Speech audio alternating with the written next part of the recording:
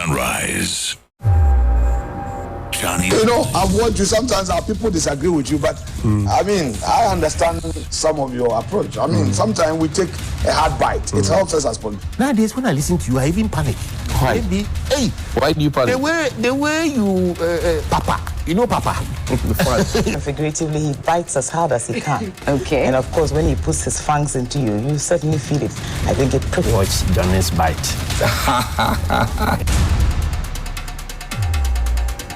Johnny's bite. Johnny's bite on sunrise. Johnny's bite. Johnny's bite. You know, I've watched you. Sometimes our people disagree with you, but I mean, I understand some of your approach. I mean, sometimes we take a hard bite. It helps us as politicians. Nowadays, when I listen to you, I even panic. Why? Maybe, hey, Why do you panic? the way you, Papa, you know, Papa. Figuratively, he bites as hard as he can. Okay. And of course, when he puts his fangs into you, you certainly feel it. I think it prickles. Watch Johnny's bite. Bismillahirrahmanirrahim. Alhamdulillah Rabbil Alamin. Hasbunallah wa ni'mal wakil. The Lord is my light and my salvation. Whom shall I fear? And yea, though I walk through the valley of the shadow of death, I will fear no evil, for you art with me. Thy rod and thy staff, they comfort me. Thou preparest a table before me in the presence of my enemies. You anoint my head with oil, my cup runneth over. And surely goodness and mercy shall follow me all the days of my life. And I will dwell in the house of the Lord forever and ever. Amen. Assalamu alaikum. It's Friday. Juma Mubarak to all our Muslim brothers and sisters. Pray for Ghana if you can. Pray for our leaders, that they will have a change of heart in many ways. And those who pretend to lead, that they will have a change of heart and know that they are supposed to lead the people, to lift them up. Welcome to Johnny's Bite. On Tuesday, I started a conversation with you, something that broke in 2005. And right when I finished, the day after, I had a call from a certain Mrs. Sori. And apparently she had been the woman at the center of all the events that happened on the Spintex Road, Coastal Estates. I told you about the mast. Take me to 2005. Just slide the pictures. Now, a private company had put up a mast. The mast had collapsed and hit a home, destroyed the home. And then the parent or the mother of the two boys at the time was hit heavily. And then one of the boys died instantly. The other young man suffered memory loss and was traumatized, obviously, was in coma for a long time, I'm told. And this happened in 2005. Coastal Estates. Everybody who lives around there knows what I'm talking about. So when this matter came and looking at the kind of devastation that had happened there, the kind of emotional torture and trauma that had happened there, when the same company started mounting the mast again, they got worried. They got worried because people in those homes that were destroyed, or that home that was destroyed, and you can see the pictures, 2005, we had to dig into the archives to find this. In 2005, they still live in that trauma. And they were scared that the mast was being erected at the same point, at the same location, by the same people, just around the same time that the former one was erected, and which came to cause them a lot of pain and anguish. So they reached out to me, and I get a lot of these distress calls. And then I together with my team, we went to do a little digging, and that's how come we got to know that this happened in 2005. So fast forward, this was what has happened. And you see, there's even a pathway that had been, blocked by the mast and all of it. It was a painful experience, if you ask me. Very, very painful. We spoke about it on Tuesday. Thankfully, as of yesterday when I checked, according to the residents, the mast had been decommissioned because I invoked the powers of the MCE, Anti Adukwe. I invoked the Bachona police, and then I also mentioned the EPA. I'm told that the EPA gave a strong direction that the mast should be decommissioned. So I want to thank the EPA, I want to thank the Assembly, and I want to thank the Bachona police. Please show me the success story. The mast that had been decommissioned. There's a small video clip. So even the vehicle, this vehicle that was destroyed, right? This vehicle that was destroyed. They didn't get the exact brand of vehicle or the exact, specification of the vehicle. I think they got about, 10,000 or at the time, 100,000 or so, because the redenomination had not happened at the time. So that would be a 10,000 series or something like that. And the mother and the boy spoke with me. The young man, I think now works at GPHA, right? And this was a very painful time. If the narrative that I'm getting, it was a very, very painful time. And it tells of how we suddenly forget things in this country. Because if something of this nature had happened, compensation had been wishy-washy according to the victims themselves. And the people within the vicinity were not too comfortable with it coming up. And they had to take the residents to be up in arms, really, with the people who were putting up the mast. So the question I asked was that, did monies exchange hands? Did monies exchange hands? Who gave the authorization? The people who gave the authorization, do they also live there? Or they were just putting up these things? And this is just one of many. I showed you the other time something I saw at Mamprobi where an electric pole had been mounted and somebody had built a kiosk around it. And the people go there to go and check for legal connection and all of that. Play the video for me, the video of the mast being decommissioned. I'll speak over it. And so I saw that. So this is the mast. It has been decommissioned. Right? As of yesterday when we checked, it had been decommissioned because it used to be higher than this. It had been decommissioned. So I want to thank the EPA. I want to thank the Assembly. And I want to say to the MC, maybe, Madam, you may not be aware, Auntie Adukwe, or Star Adukwe, I should say, because I have brothers of your age. So Star Adukwe, you may not be aware, but these things do happen. And this is also a warning and a signal to all MCs, MMDCs in this country. Some of your people under you take certain decisions and go and agree to certain things without your tacit approval. And then when the matter comes, you will have to go and face the music. So this is our success story. We said it on Tuesday. By Friday, it has been decommissioned. That tells you the power of Johnny's Bite. And that tells you the impact. That's journalism. Johnny's Bite. Johnny's Bite. We know how to do it. We do the work. And we do it from the depth of our hearts. And we will not go to people to tell them to give us money to do the work for them. No. Johnny's Bite. So those people who, when we speak about them and we provide the documents and the evidence, and then they come up to say, oh, he has gone to collect money. Collect money from who? Johnny's Bite. We do the work the way we were taught how to do it at the Ghana Institute of Journalism. We do the work because of the discipline and the training we were brought up with. We are not greedy. We are not hungry. We are just determined and patriotic. We want Ghana to succeed again. Now that the mast have been decommissioned, the people around that area, can you imagine the sigh of relief they will heave? They will sleep now in peace. The mother who called me, Mrs. Sori, who called me with her son, they would now be clear in their minds that at least what happened to us will not happen to somebody else. And that's all we are looking for, a better Ghana. A Ghana that is good. Not a Ghana of slogans. This is not slogan. Johnny's Bite is the people's bite. It's not slogan. We are acting it. We're dealing with the issues.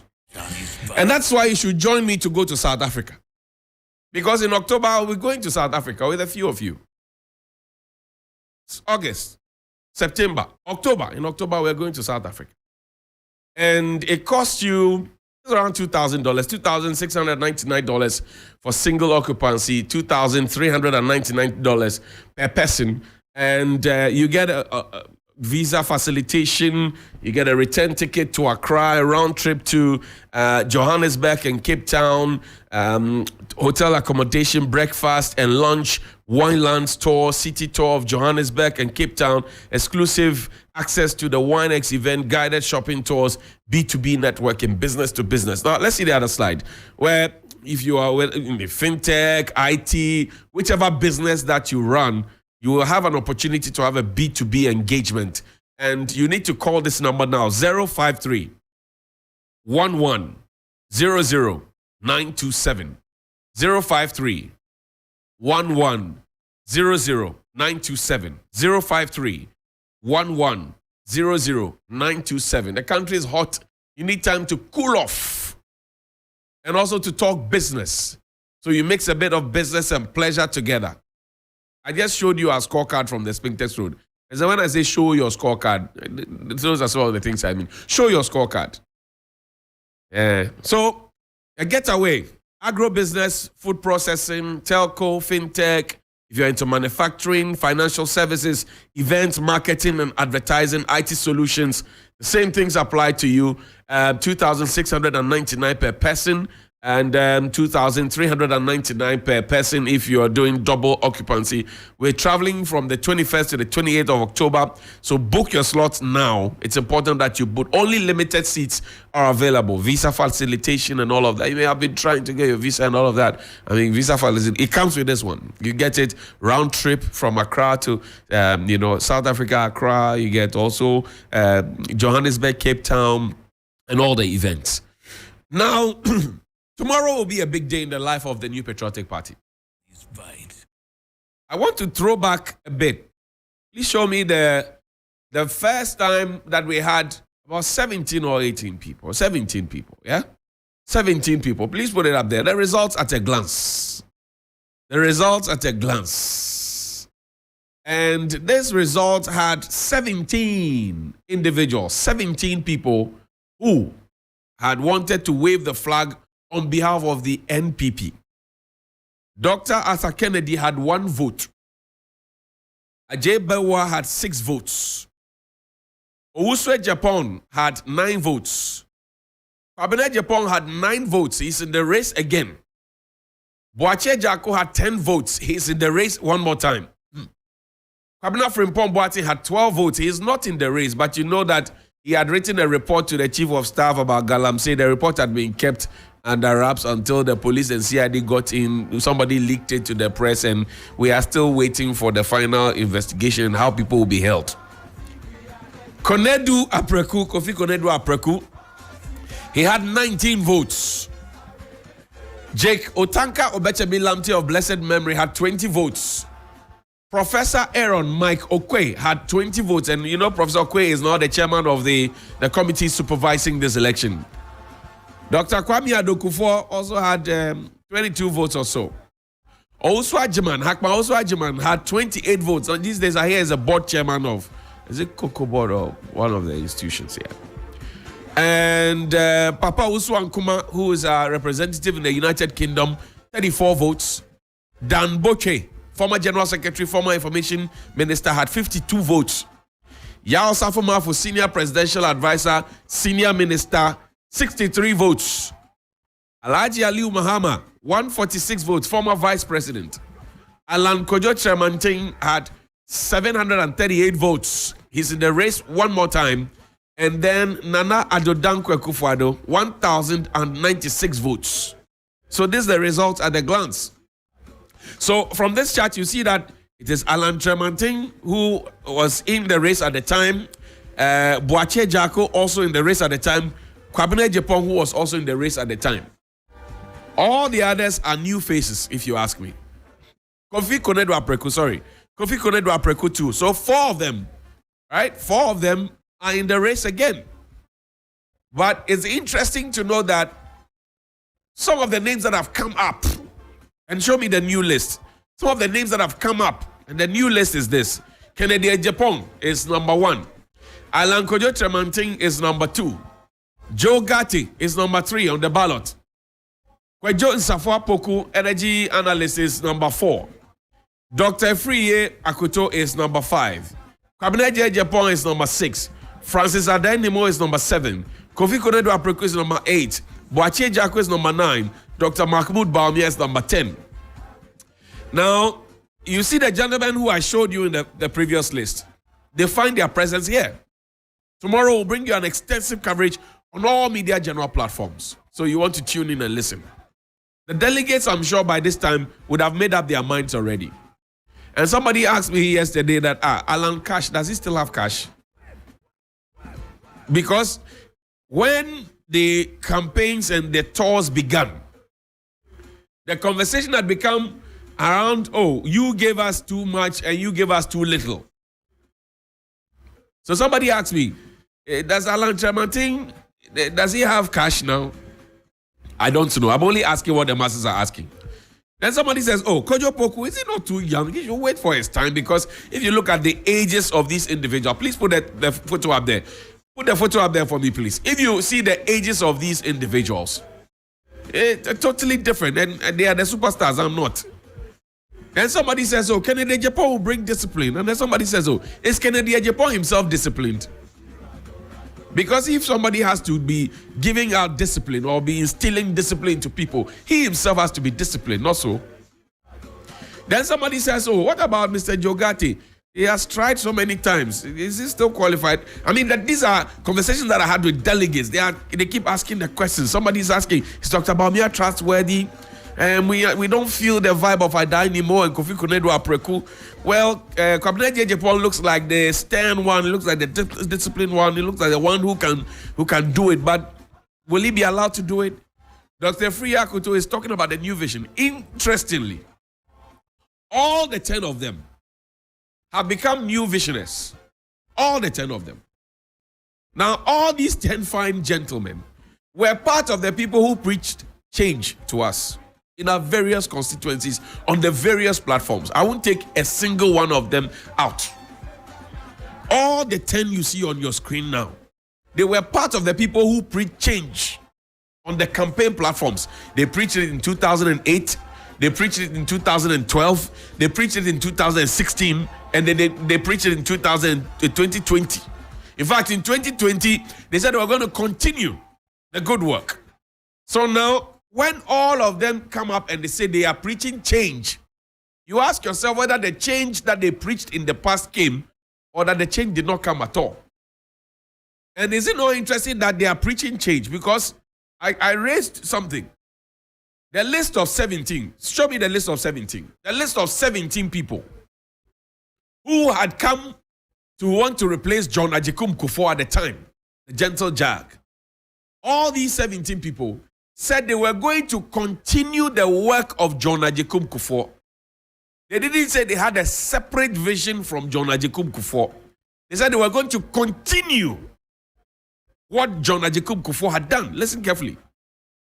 They said they were going to continue with the legacy of John Ajikum Kufuor.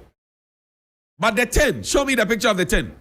The 10 are not saying that they are going to continue the vision. The 10 are saying, we have a new vision. So, can we say, from a layman's point of view, that the 17, which included President Akufo-Addo, which included Kwabena Japan, which included Jogate, which included Kofi Konedo Apreku, which included Boakye Jaku, can we say that those people at the time felt comfortable associating with the successes and the legacy of John Ajikum Kufuor and do not feel same trying to associate with the legacy, if any, of Nana Addo Dankwa Akufo-Addo? Because Nana Addo's own vice president, Dr. Mahmoud Bawumia, is saying that he has a new vision. And the question a senior citizen asked me was that, if you have a new vision, you were brought in from the Bank of Ghana to come and assist the man to come and work, and you have a new vision, why are you not giving him that new vision at this time or in this time of difficulty so that he can use the new vision to transform things? And until recently, Alan Tremantin was a cabinet minister. Until recently, Dr. Osefri Yakutu was a cabinet minister. Until recently. Not so long ago, Kwabena Japan was general secretary of the party until he was kicked out with Paula Foko and Sami Crab for speaking the truth.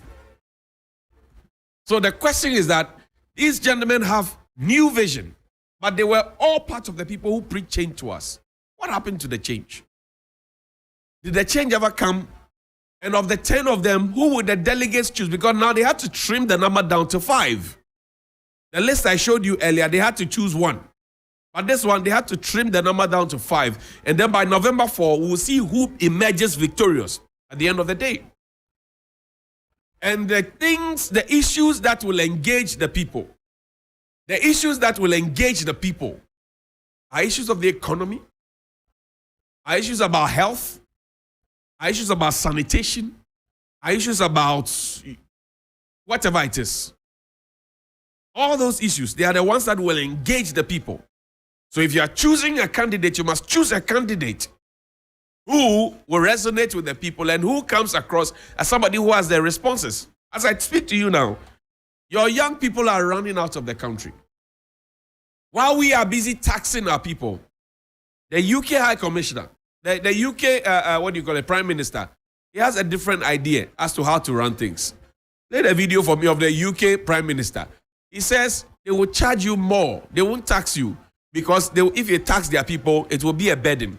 Hear how the UK is raising money to support the economy. And think again. Think again.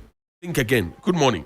If we're going to prioritise paying public sector workers more, that money has to come from somewhere else, because I'm not prepared to put up people's taxes, and I don't think it would be responsible or right to borrow more, because that will just make inflation worse. So what we have done are two things to find this money. The first is we're going to increase the charges that we have for migrants who are coming to this country when they apply for visas, and indeed something called the Immigration Health Surcharge, which is the levy that they pay to access the NHS. So all of those fees are going to go up, and that will raise over £1 billion. So across the board, visa application fees are going to go up significantly, and similarly for the immigration health surcharge. For migrants who are coming to this country legally, they have to pay a fee to access the NHS, to contribute to NHS care. I think that's entirely right. Neither of these fees have been increased recently, and we think it's appropriate, given the costs for everything have gone up, that those fees... You said